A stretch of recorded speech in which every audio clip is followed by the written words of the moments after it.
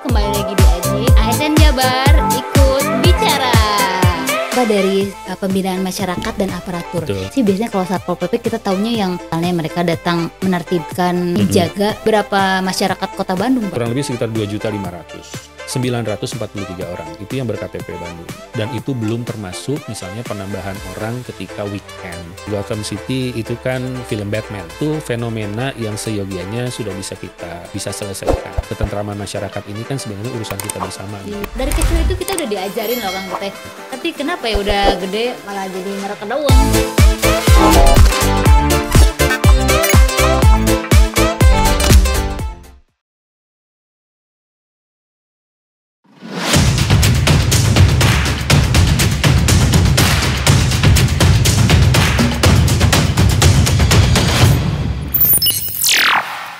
Assalamualaikum warahmatullahi wabarakatuh. Kembali lagi di Ajib, Akang Teteh ASN Jabar ikut bicara. Oke, hari ini kita kedatangan siapa nih yang pakai seragam pangkatnya banyak banget ini. Kayak ini Pak, kayak jenderal. Ya. Kita kedatangan Bapak Kris Marjadi dari Satpol PP Kota Bandung. Halo, Waalaikumsalam warahmatullahi wabarakatuh. Halo. Pak, mangga silahkan Bapak mau memperkenalkan diri sendiri, Pak? Iya, oke.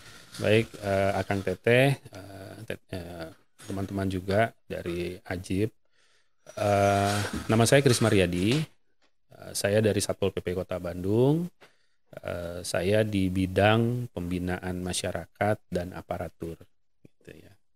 Oke, Bapak dari pembinaan masyarakat dan aparatur. Betul. Sebenarnya Pak, kalau dari jabatan ya Pak ya, misalnya Kepala Bidang Pembinaan Masyarakat siapa sih yang dibina sama Bapak? Oke, kalau masyarakat itu yang jelas adalah masyarakat Kota Bandung ya, gitu. Karena memang kalau kita balik lagi, Satpol PP itu adalah salah satu perangkat daerah yang melaksanakan fungsi pelayanan dasar bidang ketertiban umum, ketentraman masyarakat, dan perlindungan masyarakat. Jadi kalau disingkatnya Trantibum Linmas. Gitu, ya. Okay. Jadi udah ada di Undang-Undang 23. Jadi memang salah satu fungsi pelayanan dasarnya itu dilaksanakan oleh Satpol PP Kota Bandung. Satpol PP gitu. Ya. Ya. Kalau saya lihat sih biasanya kalau Satpol PP kita taunya yang di berita-berita ya Pak. Yeah. Kayak misalnya mereka datang menertibkan Betul. PKL, Betul. pedagang kaki lima. Itu sebenarnya tugasnya apa aja Pak selain itu? Kalau dilihat sendiri, kita lihat dari undang-undangnya sendiri, pertama itu adalah fungsinya adalah penegakan peraturan daerah dan peraturan kepala daerah. Kemudian juga melaksanakan atau penyelenggaraan ketertiban umum dan ketentraman masyarakat serta perlindungan masyarakat. Jadi kalau kami di bidang pembinaan masyarakat dan aparatur itu adalah fungsi supporting, karena itu juga ada fungsi kita itu tidak hanya tindakan tapi juga mengedukasi, menginformasikan dan memastikan bahwa dapat mencegah pelanggaran. Jadi sudah sifatnya preventif ya, jadi lebih banyak ke fungsi preventif begitu. Okay. Kalau misalnya dilihat tadi ya ada penegakan dan pemberian informasi ya Pak ya. Betul. Sebenarnya luas sekali nih Pak. Ya. Memang ada berapa orang sih SDM di Satpol PP? Oke, kalau SDM-nya di kami itu cukup besar ya gitu. Jadi kalau di kami itu kalau boleh supaya datanya tidak ini ya gitu, supaya tidak salah. Ini ada data sampai dengan akhir tahun 2022 begitu. Ini ada di kami itu jumlahnya adalah 252 orang PNS. 252 orang PNS begitu ya gitu. Kalau dilihat di sini laki-lakinya 222 orang. Dan wanitanya itu 30. Betul. Jadi perbandingannya hampir 87 dan 13%. Ya, itu gitu. Termasuk yang bagian administrasi, Betul. bagian Jadi tidak ya, hanya lapangan saja, betul. tapi ada juga yang memang administratif, ya melaksanakan fungsi-fungsi administratif gitu. Okay. Seperti itu. Itu 252 orang menjaga berapa berapa masyarakat Kota Bandung, Pak? Ya, kalau dilihat memang kalau kita lihat gitu ya secara jumlah penduduk Ini jumlah penduduk di kita itu kurang lebih, sebentar, ini ada juga ini. Nah, itu sekitar, sebentar ya, kurang lebih sekitar 2.500.000. Itu teh berdasarkan KTP-nya, Pak nya? Iya, jadi gini, kalau 2 juta, ini tepatnya ya, ini hasil BPS tahun 2022 ya. Jadi kalau misal jumlahnya itu adalah 2.452.943 orang. Itu yang berKTP Bandung. Betul. Artinya yang sudah masuk dalam database penduduk Kota Bandung. Iya. Ini belum termasuk yang dia sifatnya commute. Betul, Ya, Pak. sifatnya yang commute, dalam artian commute itu dia kalau misalnya orang dari suburban begitu ya, atau misalnya orang-orang yang ada di daerah kalau istilah PPKM tuh aglomerasi Bandung begitu ya. Itu yang bekerja di Bandung, yang dari KBB, yang dari Cimahi, yang dari Kabupaten Bandung begitu. Iya, Pak, di Cileunyi oge-nya iya. kayak itu komuter. Cileunyi kan ada yang dari enggak ya? Eta mah nyungsur, Pak, Cileunyi. Oke. Tapi masih minimal sekarang yang aglomerasi Bandung lah ya, wilayah Bandung Raya begitu. Jadi dia bisa masuk atau bekerja di Bandung. Itu juga akan menambah. Itu kapasitasnya mungkin bisa sampai 3 juta lebih. Betul. Begitu ya, gitu. Jadi bisa dibayangkan manakala sekarang jumlah orang, dan itu belum termasuk misalnya penambahan orang ketika weekend. Oh iya. Ya, sekarang kan PPKM sudah hampir berakhir. Ekonomi sudah mulai menggeliat. Betul. Gitu ya. Sektor-sektor misalnya sektor pariwisata sudah mulai berjalan kembali. Itu otomatis juga penambahan orang mungkin bisa sampai 3,5 sampai 4 juta di weekend. Di Sabtu dan Minggu, kurang lebih seperti itu. Berarti Satpol PP mah teu libur, Pak, hari Sabtu Minggu teh? Iya, tidak, Bu. Jadi kita ada shift, shiftnya itu dalam satu hari itu ada 3 shift. Ada yang pagi sampai dari pokoknya dalam istilahnya round the clock lah ya gitu. Iya. Round the clock 24 hours gitu. Jadi mungkin kita akan berputar. Kami bagi menjadi 3 shift. 3 shift itu, satu shift itu bekerjanya 8 jam. Begitu. Okay. Nih termasuk saya nih, Pak ya, saya nggak tahu nih apa sih bedanya Satpol PP sama polisi. Ya, kalau Satpol PP itu kewenangannya adalah tadi yang saya sampaikan, dan itu ada di Undang-Undang 23 tahun 2000 mengenai pemerintahan daerah. Ya, kalau polisi itu ada undang-undangnya sendiri gitu ya. Jadi itu lebih banyak kepada Kamtibmas begitu ya, keamanan ketertiban masyarakat. Jadi beda dua hal. Itu kita penegakannya itu adalah penegakan peraturan daerah dan peraturan kepala daerah. Sementara kalau polisi lebih luas gitu ya. Jadi penegakannya lebih luas dan kewenangannya juga lebih besar. Walaupun tugasnya sama-sama menjaga walaupun ketertiban. sama, kita bisa melakukan istilahnya sih aksi polisionalnya boleh. Oh iya. Karena kita juga ada di Satpol PP itu ada yang PPNS ya gitu. PPNS itu penyidik pegawai negeri sipil. Jadi dia bisa melakukan fungsi penyidikan seperti halnya penyidik di Polri atau penyidik teman-teman yang lain, dan tunduk pada aturan di KUHP. Begitu ya, Kitab Undang-Undang Hukum Acara Pidana. Begitu. Ini sebuah fun fact ya Kang Teteh, kalau kalau Bapak Kris ini dulunya di BKD Kota Bandung ya Pak ya, Betul. bagian disiplin. Nah, Iya, betul. mungkin beliau sini sudah punya treatment bagaimana cara mendisiplinkan aparatur. Dia juga diaplikasikan ke dalam pekerjaan Satpol PP ini ya Pak ya. Iya. Nah, selama menjadi Satpol PP nih Pak, pernah nggak ada pengalaman yang berkesan gitu dan tidak bisa dilupakan? Saya sebenarnya belum terlalu lama ya kalau di Satpol PP gitu. Saya baru ditugaskan itu kurang lebih sekitar tahun 2021. Ya, betul, 2021. Tepatnya bulan Maret gitu. Di saat memang waktu itu kita pandemi sedang masih berlangsung. Ya, ada PPKM selepas dari PSBB.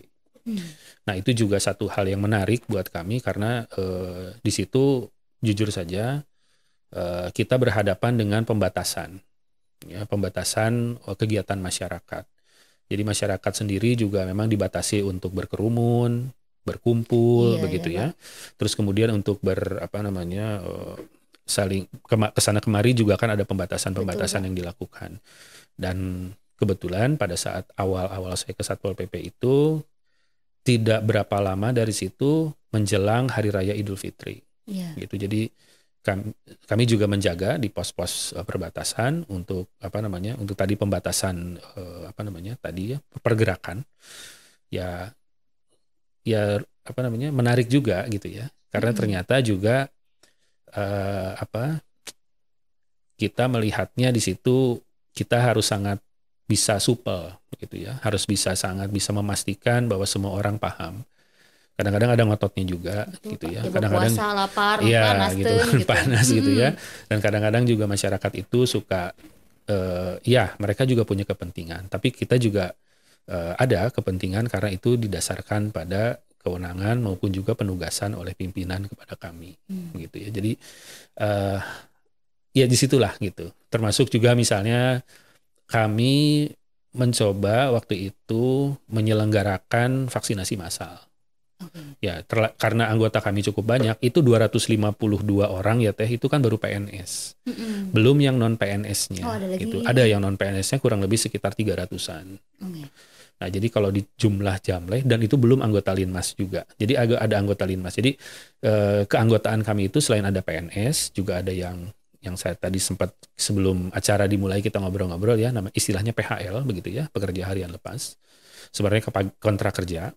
Karena kita melihatnya ada kebutuhan yang tidak bisa dipenuhi oleh rekrutmen atau formasi PNS. Betul. Nah, kemudian juga di situ ada fungsi kelinmasan di kita itu, perlindungan masyarakat. Nah, itu juga ada anggotanya. Jadi kalau dikumpulkan semua, insya Allah satu stadion Siliwangi bisa penuh, 700-an lebih. Begitu. Mengerahkan keamanan. Ya, kalau itu kan biar itu dengan mereka semuanya bekerja dengan ada shift, ada tugas peran fungsinya juga masing-masing. Tapi intinya bahwa kita melaksanakan dua fungsi yang kedua, Trantibum, ketentraman ketertiban umum maupun juga perlindungan masyarakat. Begitu. Nah, tadi kita belum gali-gali korek nih Pak. Ya. Kalau ketika pengalaman Bapak pas kemarin PSBB memang agak gimana ya Pak, kita mudik itu kan jadi budaya di kita Pak. Betul. Ya. Terus kemudian dibatasi. Ada hal yang menarik nggak Pak misalnya ketika itu kejadian apa gitu? Ya ada yang pasti yang ada yang ngamuk aja gitu ya. Gitu. Ada yang ya kita melihatnya itu sebagai sebuah dinamika dalam penugasan. Betul. Gitu. Pasti ada orang bilang pas waktu itu kan kalau tidak salah kebijakannya adalah boleh mudik kalau sudah vaksin. Iya. Nah, persoalannya kan waktu itu vaksinnya juga belum belum mudah ya belum mudah ya gitu, belum mudah mendapatkan vaksin begitu ya. Jadi masih terbatas misalnya untuk mohon maaf ya untuk TNI Polri dulu, untuk ASN dulu gitu, untuk masyarakat sebagian, untuk yang lansia begitu. Jadi kan masih banyak. Jadi belum menjangkau ya, spreadingnya belum terlalu besar ke masyarakat. Tapi animonya orang kan karena tadi gitu mudik itu kemudian ada syarat bahwa dia harus vaksin atau membawa surat antigen. Oh iya, harus dites dulu, ingat harus dites dulu ya gitu. Kemudian di pos-pos penjagaan itu kita ambil sampling. Nah, kalau misalnya terbukti dia reaktif kan suruh putar balik ya gitu. Tidak mudah kita untuk melihat atau melihat ada orang yang harus diputar balik sementara mereka begitu antusias untuk bertemu dengan keluarga dengan budaya mudik yang ya saya pikir itu sudah menjadi sebuah tradisi gitu ya gitu. Memang tradisinya sekarang selama hampir kita pandemi 2 tahun itu kan berubah pakai Zoom gitu ya, walaupun Zoom-nya yang tidak berbayar ya gitu. Yang 40 menit terus parem ya gitu. Ya kan seperti itu ya kalau misalnya tidak berbayar ya. Jadi sangat terbatas, harus nge-invite lagi orang, tapi ya itulah kondisi yang harus kita jalani selama PPKM, selama pandemi. Dan itulah membuat kita akhirnya sekarang jadi mungkin lebih terbiasa tatap mukanya menggunakan aplikasi untuk menggunakan apa begitu ya, tidak tatap muka secara langsung. Untuk kalangan tertentu. Untuk kalangan tertentu mungkin itu hanya terbatas, mungkin di korporasi atau mungkin kita di pemerintahan karena jauh bisa. Tapi sampai masuk ke ruang-ruang privasi di rumah kan satu hal yang aneh ya gitu. Kan pasti akan bertanya gitu, kenapa kalau bisa ketemu kenapa harus lewat aplikasi begitu ya. Tapi sekarang ya itulah yang harus kita lewati dan alhamdulillah mudah-mudahan ini sudah masuk di mudah-mudahan bukan saya nggak jadi so tahu gitu ya. Mudah-mudahan ini sudah masuk pada akhir pandemi menjadi endemi ya kira-kira begitu. Iya, dan sebenarnya kalau menurut saya Pak, tidak bagian dari ketertiban ini tuh tidak cuma jet lag ketika ada pandemi saja Pak, tapi ketika pandemi mulai longgar itu juga ketika masyarakat udah kembali Ya, konser ya. apa itu juga menjadi beban Oh untuk ya, Satpol satu PP lagi ya Pak ini ya. mungkin ada satu pengalaman unik ketika kita sudah lepas sedikit dari PPKM ya. Jadi Betul. ada relaksasi ketika ada konser-konser sudah mulai dibuka. Iya, chaos banget ya Pak ya. Chaos. Sebenarnya chaos sih enggak. Apa tuh? Cuman waktu itu kan ada prasyarat. Oh iya. Kalau orang mau masuk ke booth konser, Iya. maka dia harus divaksin, minimal di booster, Mm-mm. begitu ya. Rata-rata kan anak-anaknya anak-anak ABG ya gitu. Kadang-kadang Kenapa mereka doang gitu? ya, jadi mereka bilang nanti kalau saya demam gimana? Oh benar Pak. Ya Karena kan, kan gitu. harus gejalanya harusnya Harus- sebelum konser. Betul, tapi karena mereka itu kan biasanya ada orang juga akhirnya kan istilahnya mah dicerak gitu Ya, ya gitu. benar Pak. Istilahnya dicerak di pintu masuk gitu. Karena kita pakai Peduli Lindungi, kami tongkrongin di situ, kami Iya. dengan pihak IO dan juga dengan teman-teman dinas kesehatan. Itu di situ, kita buka booth vaksinasi di situ. Jadi kita dorong orang untuk mau divaksin. Mhm. Nah, terus pasti ada yang bilang, gimana dong kalau pas vaksin tiba-tiba demam gitu ya. Atau Iya. misalnya ada gejala ikutan. Apa namanya tuh, Apa ya? Ya, yang ya itulah. mengikuti lah Apa gejala-gejala namanya, yang mengikuti vaksinasi gitu ya. Gitu. Ini mau seperti apa gitu. Kan kita juga harus menjelaskan. Kadang-kadang kan itu udah di dalam sudah dangdingdung ya gitu, sudah mulai Iya. musiknya udah mulai gitu. Meyakinkan orang untuk bisa divaksinasi, untuk memastikan bahwa cakupan vaksinasi kita di Kota Bandung khususnya bisa lebih baik, yaitu caranya seperti itu gitu. Jadi akhirnya kita coba dan akhirnya alhamdulillah bisa. Betul. Ya, alhamdulillah bisa. Jadi ya, saya boleh sebut nama artisnya nggak sih? Gitu. Boleh. Dulu misalnya di TSM ada Rosa, itu Iya, mah rada-rada ini ya gitu. Kalem ya. Kalem lah ya gitu. Sekarang Pak, Bu, Akang, Teteh udah divaksin belum? Diliatin kan gitu, pasti kelihatan di di Peduli Lindungi mereka masing-masing gitu ya. Iya. Jadi kalau sudah hijau silakan masuk, kuning mangga disuntik heula gitu. Langsung di refresh Iya. datanya di situ langsung bisa masuk. Tapi juga ada yang kemudian seperti di Sport Jabar itu juga agak ya saya bilang agak sulit Susah ya. memang. Karena Tapi akses juga kan, Pak. aksesibilitasnya Masuknya. juga cukup besar, Iya. areanya juga cukup besar begitu ya, dan mereka kan dari pagi sampai hampir ke malam hari. Itu juga tantangan tersendiri buat kami, dan waktu itu tuh kalau nggak salah sempat hujan juga gitu ya. Fisik itu mah capek. Ya betul Kadang ya emosi gitu. ya, Pak ya. Betul, dan itu juga kan takutnya begitu demam, apakah ini karena air hujan atau karena dari vaksinasi Iya. ya? Agak Karena sulit dibedakan. Sebelumnya gitu. mereka juga udah punya Ya, jadi memang pemikiran itu ya. ya memang itulah kami sebenarnya supporting untuk teman-teman yang lain, selain memang tadi kita memastikan bahwa biasanya ada satgas kan, ada satgas mengeluarkan izin berapa banyak kerumunan atau crowd yang diperbolehkan pada satu area. Betul. Ya, jadi kalau misalnya sekarang 3.000 ya 3.000 aja gitu. Kalau misalnya gitu lebih dari 3.000 ya maaf ya gitu. Pasti kita akan ada teguran. Bener Pak. Takutnya kejadian kayak di Korea itu kan kemarin waktu tahun Betul. baru atau yang waktu Halloween itu. Ya, seperti itulah. Jadi misalnya kita memastikan pertama kalau izin dikeluarkan itu adalah pemegang izin itu comply atau dia sesuai dengan izin yang sudah dikeluarkan.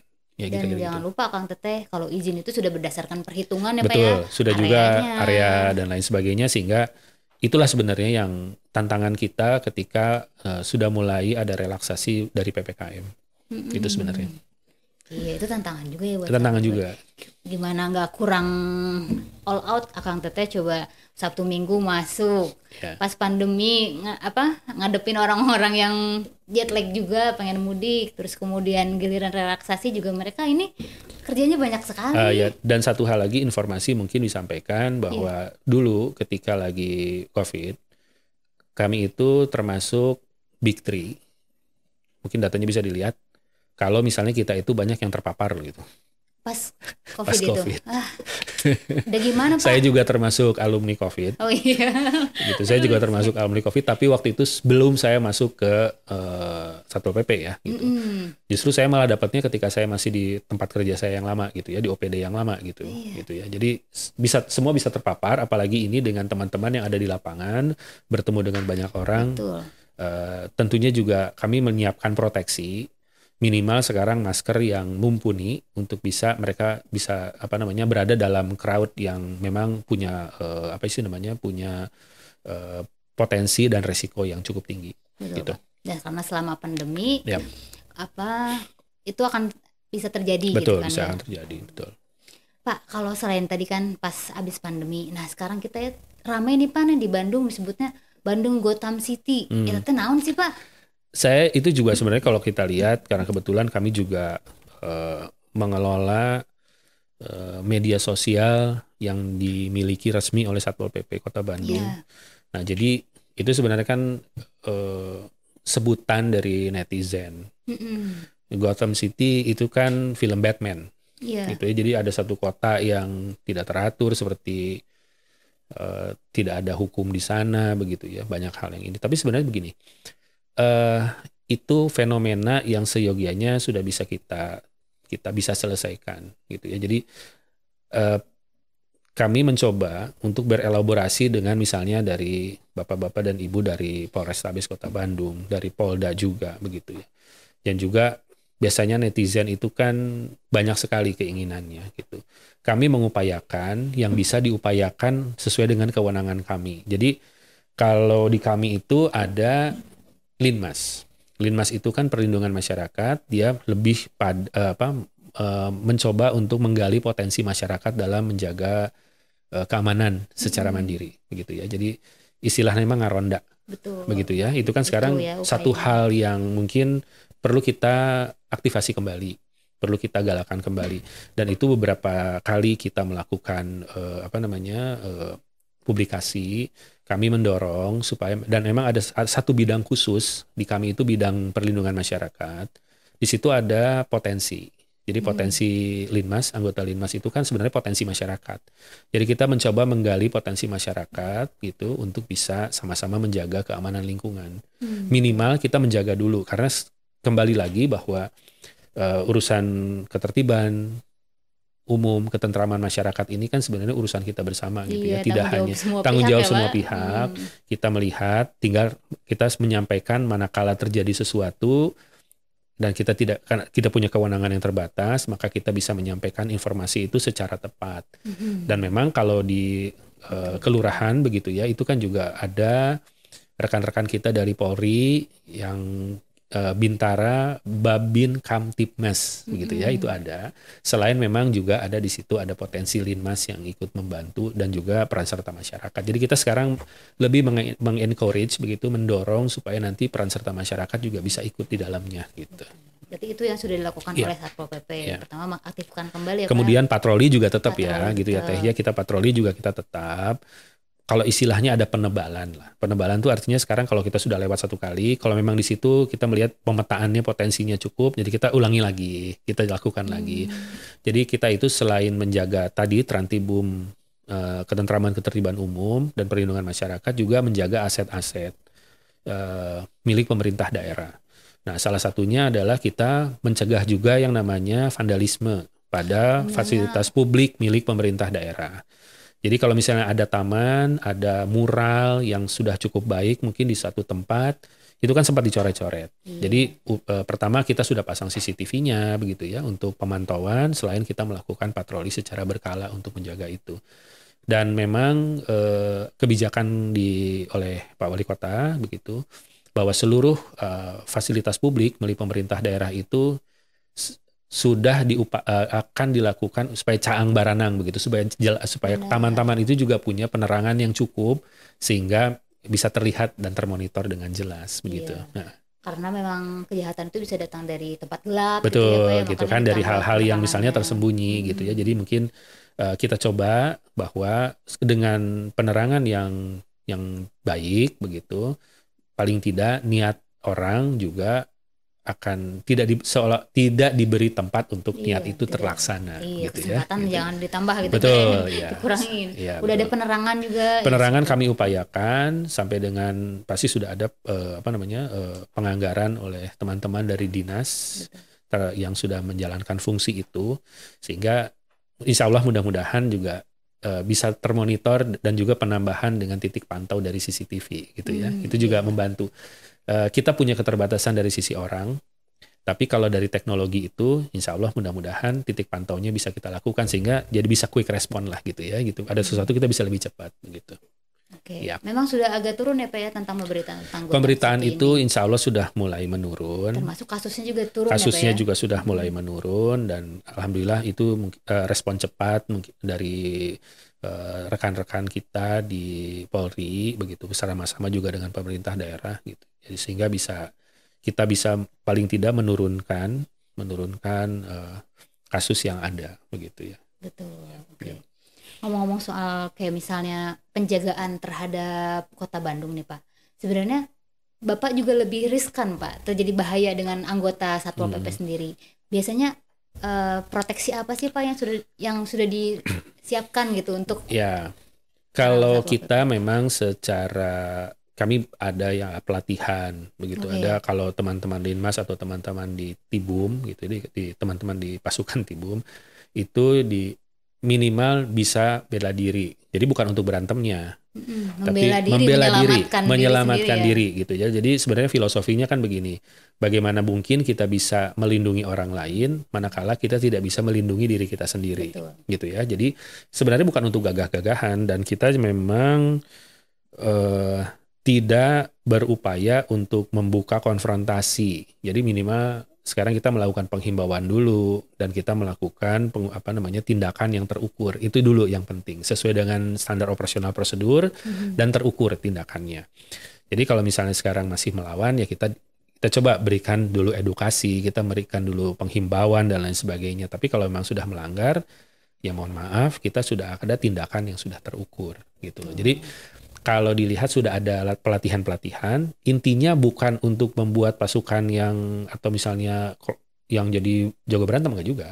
Yang tadi saya bilang tadi ya, filosofinya kan itu. Iya. Kita bisa melindungi orang lain manakala kita juga bisa melindungi diri kita sendiri dulu, gitu baru kita bisa melindungi orang lain. Jadi ada pelatihan fisiknya. Pelatihan ya, fisik terus ada. Cara kita ngasih tahu Betul. sama masyarakat juga kan sebenarnya kudu dilatih ya Pak ya. Betul. Jadi kalau ada orang ya istilahnya mah bahasa kerennya public speaking lah ya gitu. Jadi penghimbauan itu kan tidak bisa sembari gogorowokan. Tinggi ototnya banyak. Ya, jadi minimal sekarang dengan penghimbauan yang sifatnya humanis. Iya, begitu betul. Ya. Jadi kalau di moto kami itu kan ada profesional, tegas, humanis dan agamis dan semuanya itu juga ada empat moto ini itu adalah intinya adalah semua tindakan kita itu terukur. Gitu ya, terukur. Artinya kalau tidak terukur kan eksesif, malah jadi membalik ke kita. Iya Pak. Gitu ya, Bahaya malah juga. membaliknya itu bisa dalam bentuk gugatan. Betul. Gitu seolah-olah nanti ada apa. Tapi paling tidak terukur. Jadi tindakan untuk ini ada keterukurannya sudah kita bisa kita ukur. Betul gitu Pak. Ya. Apalagi bahaya sekarang mah bisa kamera di mana-mana gitu. Betul, kan. itu kan Siapa aja bisa kalau gitu. saya boleh meminjam istilah Pak Gubernur, kita ini kan PNS itu agak khawatir dengan 5 huruf. Apa tah? Viral. Oh iya. Ya, kita tuh khawatir dengan viral sebenarnya gitu ya. Jadi kita sebenarnya khawatir dengan viral. Viral itu penting kalau misalnya dia berekses baik. Betul Pak. Kalau tidak berekses baik itu kan berarti ada citra organisasi yang harus kita pertaruhkan di situ, citra lembaga, citra pribadi di situ yang harus kita pertaruhkan di situ. Jadi paling tidak kita sudah harus mulai menyusun atau sudah ada ukuran-ukuran tertentu dalam setiap tindakan yang kita lakukan. Apalagi ini tindakannya juga berkaitan dengan ada yang fisik. Ya, gitu. Ada yang fisik. Tidak hanya sekedar penghimbauan, tapi juga kita punya kewenangan untuk melakukan tindakan fisik yang terukur. Gitu. Kira-kira Pak, rencana 2023 nih, Satpol PP punya program unggulan nggak yang bisa diceritakan sama Akang Teteh? Oke, kalau sekarang mungkin kita lebih banyak gitu ya untuk mengaktifasi kembali Satlinmas aktif di kecamatan, di kelurahan gitu ya. Jadi kita mencoba untuk itu selain kita melakukan lebih intens untuk melakukan penghimbauan dan edukasi bagi masyarakat. Jadi caranya gimana Pak? Jadi alhamdulillah kami itu ada mobil penyuluhan yang bisa mobile sifatnya. Nanti mungkin bisa lihat gitu ya. Itu biasanya kami biasanya ngepost gitu ya, gitu suka ada di alun-alun Kota Bandung dan juga ada di alun-alun Ujung Berung. Nah di situ kita bisa memberikan edukasi pada masyarakat. Jadi di dalam mobil itu ada konten apa-apa saja. Jadi kan masyarakat kita itu senang sekali melihatnya itu tidak hanya teks. Iya, ya, lebih gambar betul. begitu ya, infografis begitu. Jadi kita membuat konten-konten yang bisa paling tidak kita punya ada Perda 9 tahun 2019 mengenai penyelenggaraan ketentraman, ketertiban umum dan perlindungan masyarakat, itu kami buatkan infografisnya. Jadi masyarakat lebih paham. Itu kami melihat juga memang kami belum secanggih ini ya punya podcast gitu. Tapi paling tidak dengan adanya modul-modul yang bisa kita injek nanti di media sosial atau nanti di mobil penyuluhan, itu bisa membuat masyarakat bisa lebih paham. Punya kesadaran baru bahwa tertib di Kota Bandung ya seperti inilah yang diharapkan gitu. Ya. Selain mobil ada lagi Pak yang mau dibagi? Kalau mobil sih memang sudah berjalan ya. Yang tadi aktivasi tadi peningkatan potensi dari Linmasnya sendiri, kesadaran kita untuk menjaga lingkungan.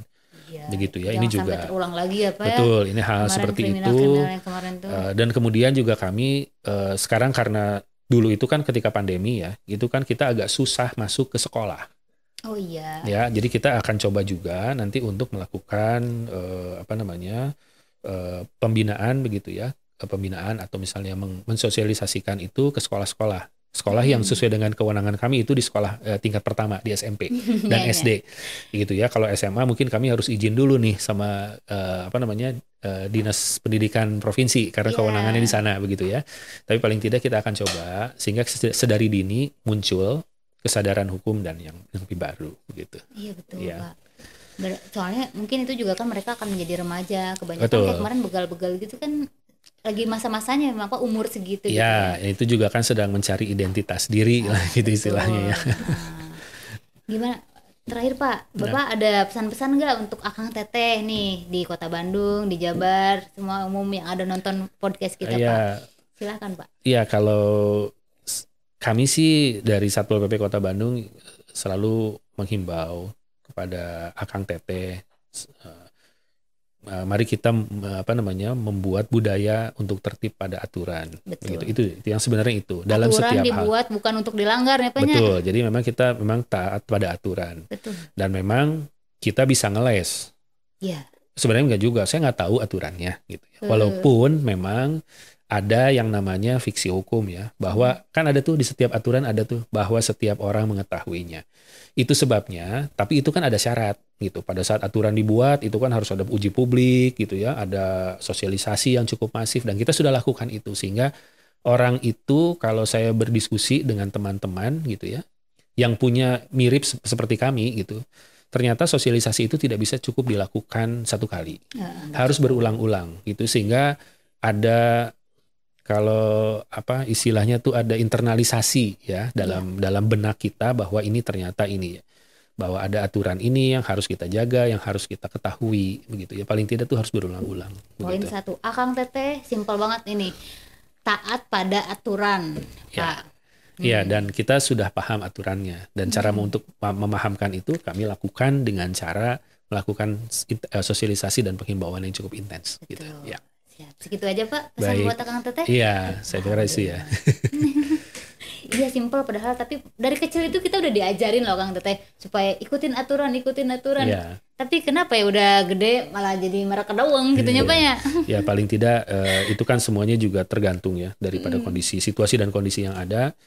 Dan kembali lagi kan kesadaran kita kan bisa turun naik gitu ya. Iya, kesadaran kita kan bisa turun naik. Diingetin lagi. Selalu diingatkan itu penting supaya apa? Kita juga bisa terjaga pada standar tertentu kepatuhan kita. Oke, gitu. Tuh Akang Teteh. Udah tadi ya kejahatan di Bandung itu sudah turun. Teman-teman dari dinas yang terkait juga sudah melakukan beberapa usaha ya termasuk di Polri, dari Satpol PP sendiri, Dinas Perhubungan mungkin ya Pak terkait dengan cahaya tadi. Nah, menarik sekali ya tadi ya bahasan kita Kang Teteh. Nah ini Pak ada pesan-pesan ini dari tim, silahkan dibaca. Oke, buat Akang Teteh jangan lupa subscribe, like, and comment sosmednya BKD Jabar. Oke. Baik Kang Teteh, sampai jumpa di episode selanjutnya hanya di Aji Pak ASN Jabar ikut bicara. Assalamualaikum warahmatullahi wabarakatuh.